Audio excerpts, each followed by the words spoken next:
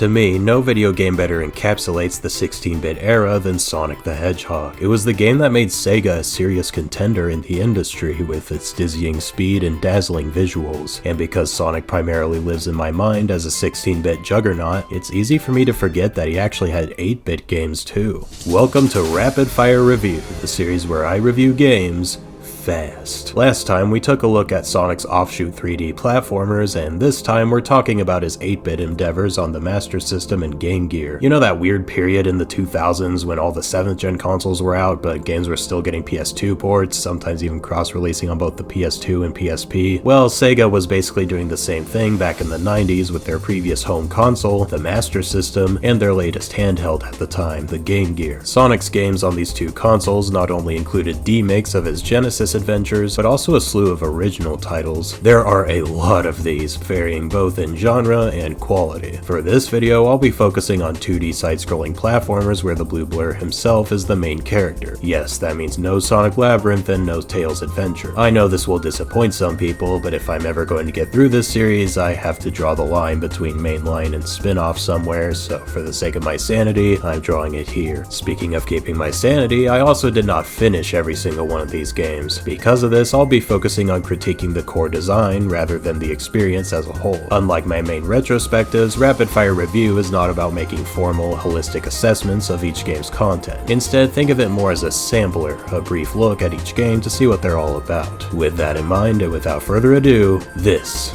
is Rapid Fire Review.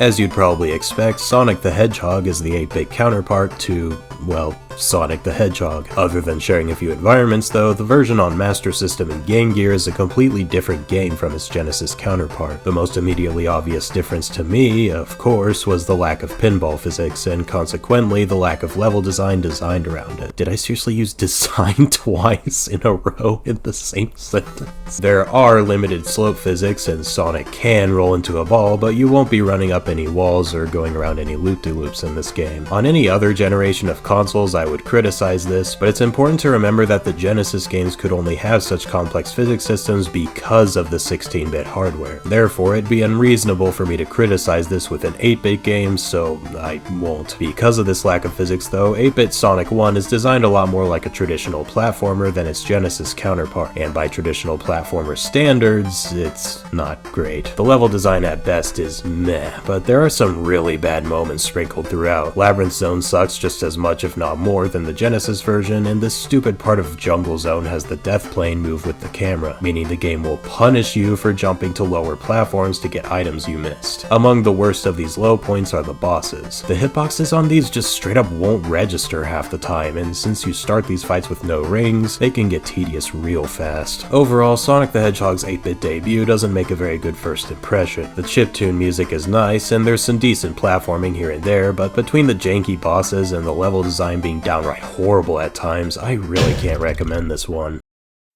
While Sonic 1 shared some similarities with the Genesis version, Sonic 2 on Master System and Game Gear is its own beast, with entirely new levels, mechanics, gimmicks, etc. As one would expect from a sequel, Sonic 2 makes some headway over its predecessor in a few areas. For one thing, the environments look quite a bit better, featuring more detailed sprite work. Sonic's player sprites still look like they came out of an NES game, but at least we're improving. The level design also doesn't have nearly as much annoying moments as the first game. With that said though, it's also kind of boring now. While the first game was pretty good about introducing fresh gimmicks to every act, Sonic 2 is content to introduce one new thing in Act 1, then coast along with it for the rest of the zone. It reminds me of how Sonic 1 on Genesis did its acts, except at least those were able to have more varied terrain thanks to the hardware. On the other hand, Sonic 2 8-bit zones don't seem to evolve all that much, whether it's within or between them. The bosses have also gotten easier, and while I am thankful, I think they're a little too easy now. Like, were they even trying with this bird boss? The guy doesn't even attack you, you just hit him till he's dead. Sonic 2 8-bit is overall better than its predecessor, but I wouldn't call it more enjoyable. Rather, I'd call it less unenjoyable. It did iron out a lot of the tedious and frustrating moments from the first game, but it didn't do anything terribly interesting to fill the void. The result is a game that, while fleetingly fun, can't help but feel a little empty.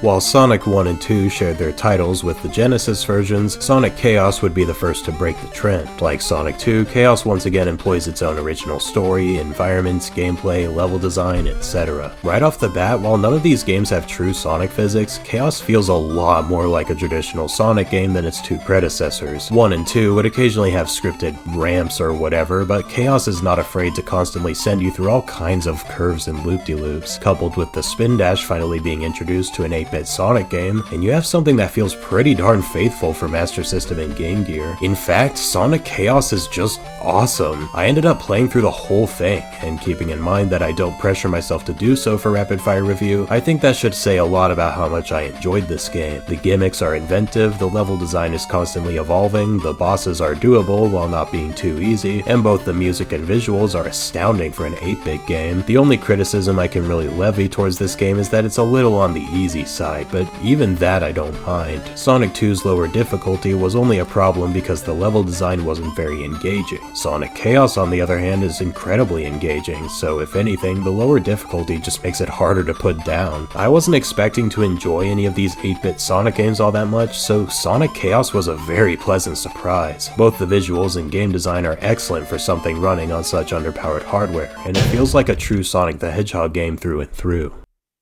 Sonic 1, 2, and Chaos all released on both the Master System and the Game Gear, but for some weird reason, Sonic Triple Trouble only released on the latter. This game largely follows in the footsteps of Sonic Chaos. However, it's a lot more ambitious, with Knuckles making his debut in an 8-bit game, as well as a new character, Neckfang the Weasel Hunter. Like its predecessor, Sonic Triple Trouble feels true to the Genesis games for the most part. The visuals are just as good, despite the Game Gear screen crunch, and the soundtrack is easily the best out of all these games, with many tracks being seriously catchy. Being the follow-up to Chaos, however, Triple Trouble is a lot more ambitious than that game was, and I unfortunately can't say it's for the better. I think the train chase in Sunset Park is a good example of what I'm talking about. It's a really cool moment at first, with Sonic spinning a fake-out goalpost and seamlessly transitioning into an auto-scroller, but is this seriously all I'm doing? The enemies come in exact intervals and there are no other obstacles whatsoever, so this brilliant set piece quickly starts feeling boring. A lot of this probably comes down to limited hardware. I commend this game for trying to be inventive and pushing the boundaries, but I think it's unfortunately just too ambitious for its own good. Notably, there is an awesome fan remake called Triple Trouble 16-bit that reimagines the game to be more like the Genesis titles, and I highly recommend it to anyone who loves classic Sonic. As for the 8-bit version though, while it is a good game overall, it's not quite as consistently engaging as Sonic Chaos. But at least it's not Sonic Blast.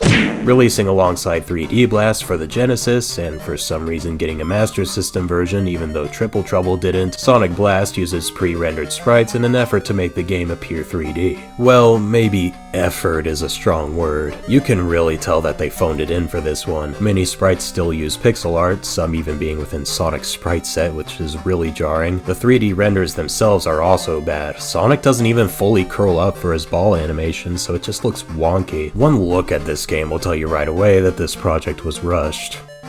Is he flipping me off? This is evident in the gameplay itself as well. If I had to describe Sonic Blast in one word, that word would be boring. The movement is slow and sluggish, the levels have hardly anything going on, and even the music reflects this by how low tempo and unenthusiastic it is. I already knew that the general consensus on this game was that it was bad, but I thought at the very least it would be the kind of bad that you can laugh at, but now that I've actually played it, this game is the worst kind of bad. It's a game that's so disinterested in itself that it doesn't even bother. It is an entertainment product that can only be described as boring. Well, there you have it. We've reviewed all of the Game Gear and Master System games, so now it's... What is that? Okay, I know this isn't a Master System or a Game Gear game, but it is an 8-bit Sonic game, so I figured this would be the best place to talk about it. Sonic Pocket Adventure released in 1999 for the Neo Geo Pocket Color, a handheld that apparently existed at some point. This was around the time that Sonic Adventure made its way to the US, so it's the first 2D Sonic game where the Hedgehog sports his modernized design. With the Pocket Color being more powerful than Sega's 8-bit systems, this was the very first handheld Sonic game that could finally have actual Sonic physics, and they're pretty good. They're not one-to-one, but I was able to get used to them pretty naturally. In fact, this game just plays like a classic Genesis Sonic game in general.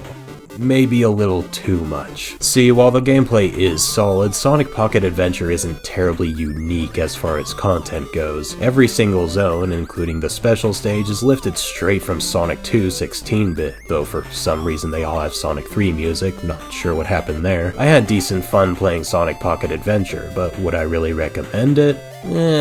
Probably not. If for some reason you have the itch to play what's basically a demake of Sonic 2 with different music, then maybe this game is for you, but otherwise it's not really a must-play from where I stand.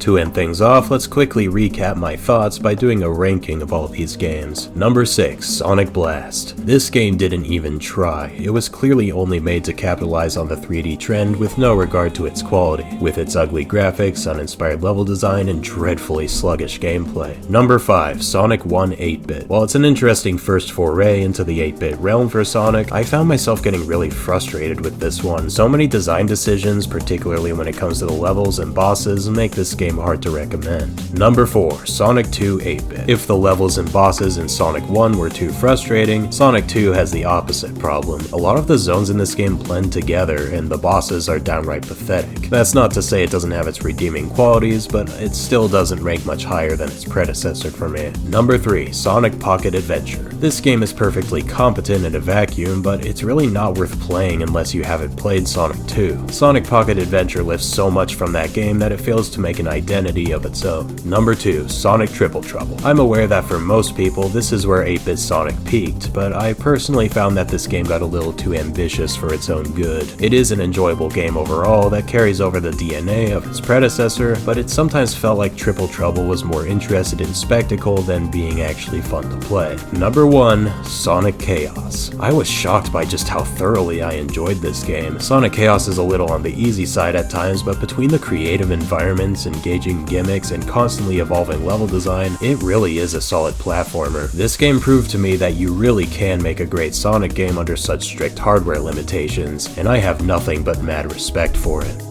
That concludes this episode of Rapid Fire Review. If you enjoyed this video, be sure to check out my other Sonic content and subscribe for more video game content just like this. You can also become a member for just $1 per month to get your name in the credits, exclusive emojis, and a special channel in my Discord server. But either way, stay tuned, thanks for watching, and as always, enjoy life.